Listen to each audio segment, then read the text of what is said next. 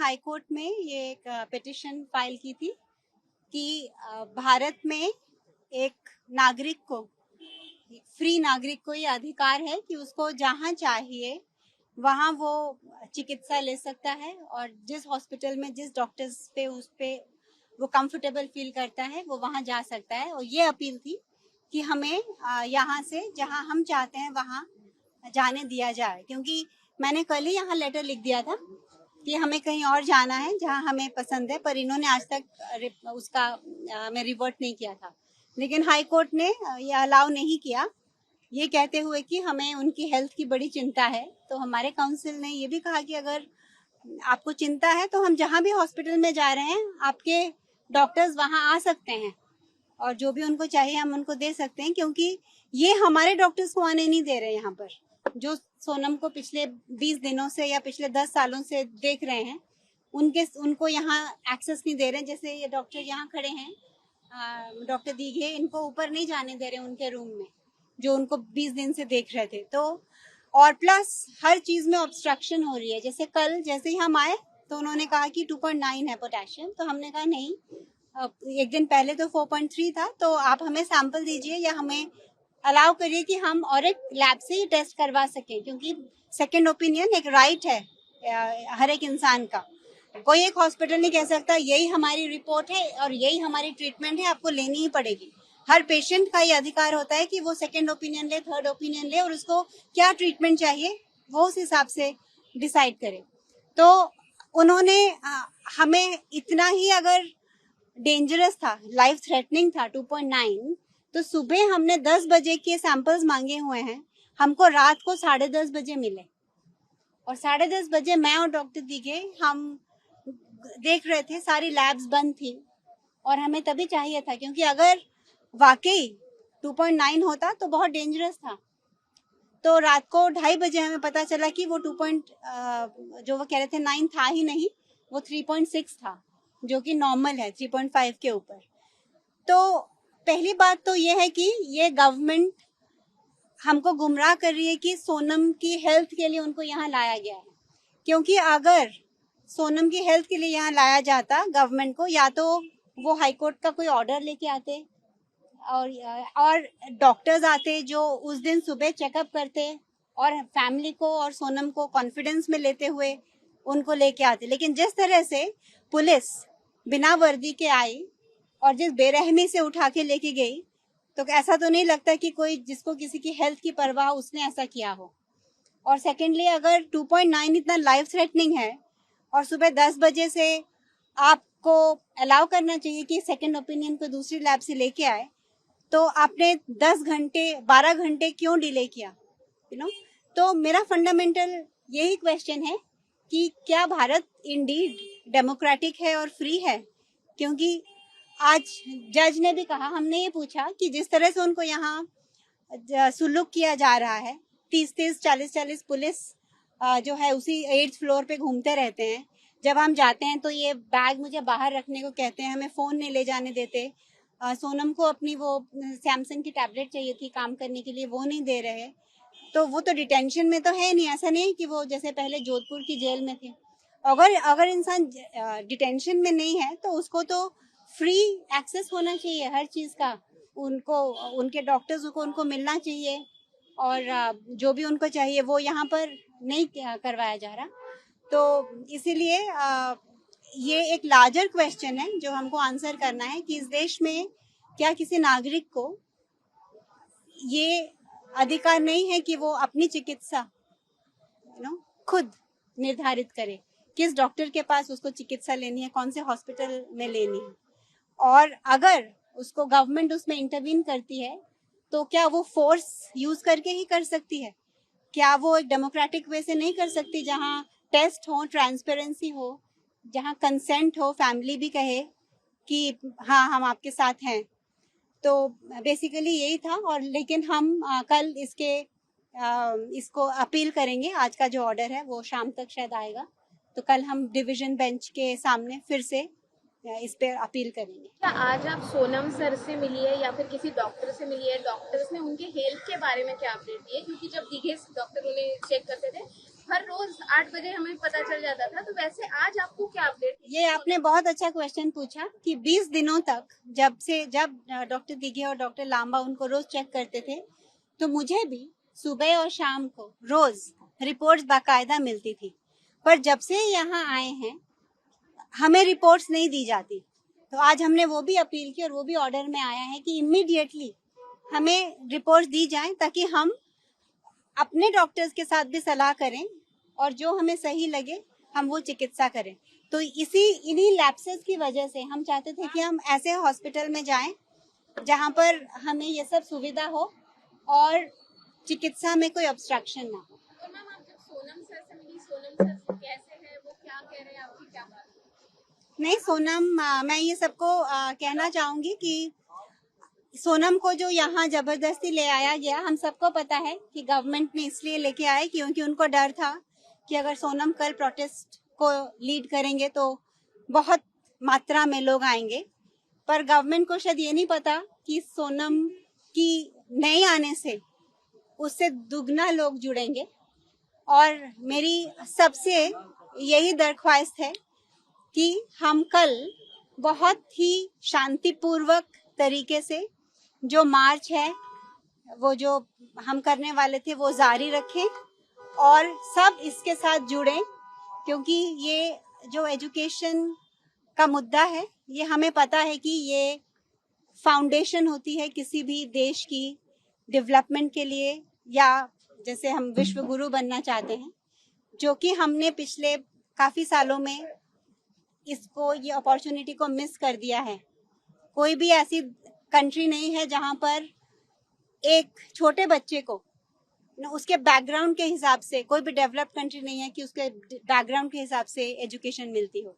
अगर हम फिनलैंड और जापान जैसी कंट्रीज देखें तो एटलीस्ट क्लास 8 तक हर एक बच्चे को गवर्नमेंट स्कूल के तहत एक स्टैंडर्ड की एजुकेशन मिलती है, जो कि नागरिकता, सिटीजनशिप सिखाती है। और ये जो हमारे पास डेमोग्राफिक डिविडेंड था कि 12 साल 15 साल पहले 50% हमारी जो जनसंख्या थी वो 25 साल की उम्र से कम लोगों की थी, और ये 15 साल अगर हमने उनकी एजुकेशन पे ध्यान दिया होता तो आज हम innovators, entrepreneurs, thinkers, wise leaders वो पैदा करते और ऐसी एक जनरेशन तैयार करते जो कि इस देश को वाकई एक लीडर दुनिया का बना सके। तो ये जो नीट का पेपर का लीक है और ये सब सिम्टम्स हैं, हमें ये एजुकेशन जो सिस्टम है, सब कह रहे हैं कि ब्रोकन है और इसको ठीक करने की ज़रूरत है। सिर्फ एक एनईपी निकालने से वो ठीक नहीं हो जाती। दो एनईपी में अच्छी बातें लिखी गई हैं, लेकिन उसको कैसे इम्प्लीमेंट करना है। Earlier you have tweeted about you have no faith on Suburban Hospital. Today Delhi High Court also said that the court directs Sonam Wangchuck to cooperate with the doctors. How do you see that? And one more thing. देखिए, अगर इंसान fast पे है, ठीक है, और ये आज उनका शायद 21वां दिन है, 22वां दिन है, और पहले वो 35 दिन तक कर चुके हैं लद्दाख में, और उनकी हमें ज्यादा फिक्र है उनके हेल्थ की, और उनकी हेल्थ ठीक है ना, तो फिर गवर्नमेंट को इसमें हस्तक्षेप करने की कोई जरूरत नहीं है। जो हाईकोर्ट का ऑर्डर था, जिसने पीआईएल किया था, वो गलत इंटरप्रेट किया गया है कि किसी के हेल्थ में, किसी की बॉडी को आप कैसे ट्रीट करते हो, उसमें आप दखल अंदाजी नहीं कर सकते। तो ये हमने अपील की थी, इसलिए हम वहां जाना चाहते थे जहां पर हम चाहते हो हम कंफर्टेबल हो, जिस हॉस्पिटल में। अगले 3 दिन में जो हेल्थ की रिपोर्ट है उसको मांगा है और अगली जो सुनवाई है वो 24 जुलाई की दी गई है, उसको आप के लिए क्या कहेंगे? हाँ, हम कल ही इसके अगेंस्ट अपील फाइल करने वाले हैं और कल फिर से सुनवाई होगी, ताकि जो भी आज ऑर्डर पास हुआ है उसके अंतर्गत जो भी गलतियां हैं हम कल वो अपील में क्लैरिफाई करेंगे। मैम, कल क्या मार्च को आप ज्वाइन करेंगी, सोनम सर की जगह लीड करेंगी, जिस तरह वो इस मार्च में शामिल होने वाले थे, क्या आप उनकी जगह पर आएंगे? डेफिनेटली मैं उनको रिप्रेजेंट करूंगी। आज इसलिए हमने ये अर्जेंट इमरजेंसी पिटीशन फाइल की थी कि अगर वो आज हमें शिफ्ट करने देते तो हम आज मैदानता में जाके कल सुबह हम प्रोटेस्ट साइट में आ सकते थे, लेकिन हमें पता था कि वो ये नहीं करने वाले थे, वो नहीं ग्रांट करने वाले थे। तो सोनम को रिप्रेजेंट करने के लिए मैं तैयार हूँ और मैं कल इस यात्रा में डेफिनेटली जुड़ूंगी। हाई अलर्ट पे इस समय दिल्ली है, देख रहे हैं सफदरजंग से लेकर जंतर मंतर तक, तो दिल्ली ने बड़ी तैयारियां की हैं। क्या लगता है कल शांतिपूर्ण तरीके से मार्च पूरा हो पाएगा?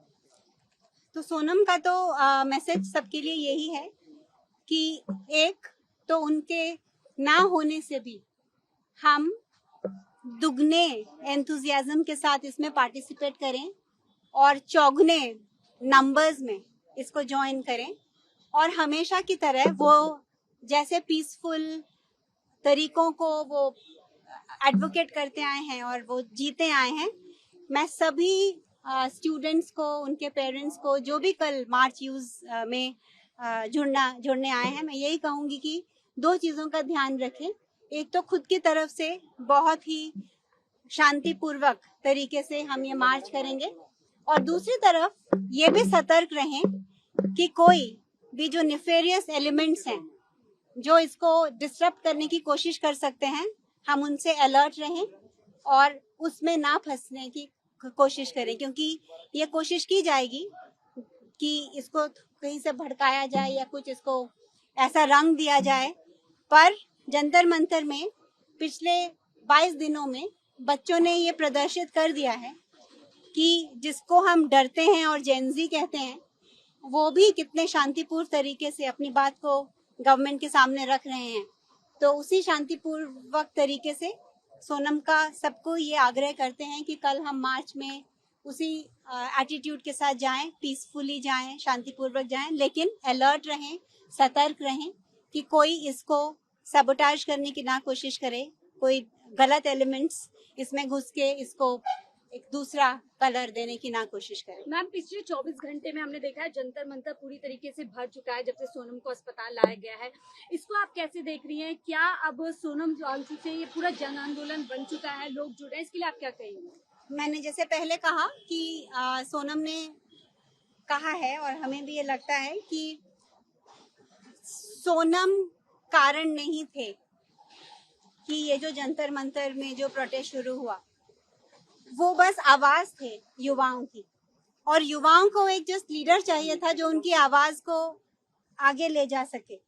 तो कल सोनम हो या ना हो, ये जो अवेकनिंग है नेशनल कॉन्शियंस की, ये हो चुकी है। हर भारतवासी का जो जमीर है वो जाग चुका है। और अगर सोनम कल नहीं होंगे और अगर हाई कोर्ट ने जैसे गलत डिसीजन दिया कि उनको अलाउ नहीं किया यहाँ से शिफ्ट करने का, तो ये और भी देश को जोड़ेगा और भी लोगों को प्रोत्साहित करेगा कि वो इस मूवमेंट के साथ जुड़ें। और कल का जो ये प्रोटेस्ट है वो तो एक जस्ट शुरुआत है। ये हम पार्लियामेंटेरियंस को सेंसिटाइज करने जा रहे हैं कि अगर आपको इस देश को आगे लेके जाना है तो पॉलिसी पे ध्यान करिए, लेकिन हमारा जो जिंदगी का मकसद रहा है कि एजुकेशन के लिए काम करना, वो तो जारी ही रहेगा। और पूरा देश इस मूवमेंट के साथ जुड़ेगा। दिल्ली के लोग दिल्ली से जुड़ेंगे, बाकी हर शहर, जिला, हर सिटी अपने अपने तरीके से इसके साथ जुड़ेंगे। Ma'am, two questions. One is, can you talk about whether you were looking forward to having videography in Medanta so that his voice could reach a few more people? That's one. Second is the additional Solicitor General mentioned that he has been consented to take a few fluids. Can you talk about that decision also? No, we were just wanting to shift him to Medanta or to any other hospital of our choice where we are comfortable, because this is a fundamental right of a citizen in India, that you cannot be forced to take treatment or to take treatment from this doctor or this institution. So we were exercising our right of our comfort and choice of where we want to be treated. Also because there is a trust deficit in this country about everything that the government is looking after. Government institutions पे लोगों को भरोसा नहीं है। और जो हमारा कल एक्सपीरियंस हुआ यहाँ आके, जो एक्सपीरियंस था कि हमको 10 घंटे वेट करवाया गया हमें एक ब्लड सैंपल देने के लिए, जबकि कह रहे थे कि 2.9 इतना लाइफ थ्रेटनिंग है, तो इन सब चीज़ों से ट्रस्ट की डेफिसिट होती है। और हम नहीं चाहते थे कि हम एक ऐसे हॉस्पिटल के साथ जुड़ें जहाँ पर इतने 30-40 पुलिस उसी फ्लोर पे हैं, जहाँ यहाँ पर ये जो कैनन्स, वाटर कैनन्स लगे हुए हैं और पुलिस है और ऐसा माहौल बनाया गया है। सोनम का रोज आप अगर टेस्ट चेक करेंगे, जब वो जंतर मंतर पे थे उनका ब्लड प्रेशर 110/70 ऐसा रहता था।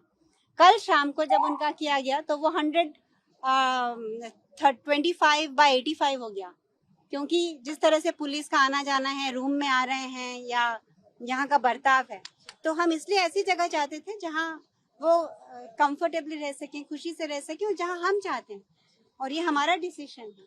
And on the बॉलीवुड से लोग fluids, भी आ रहे हैं तो या क्या समर्थन मिल रहा है? फ्लूइड्स का ये है कि सोनम चाहते थे कि जैसे वो पहले फास्ट पे थे वो वैसे ही फास्ट पे यहाँ रहे। He should continue his fast, which he's been doing. Okay, they have been asking him to have, fluids and all of that, but he didn't want to.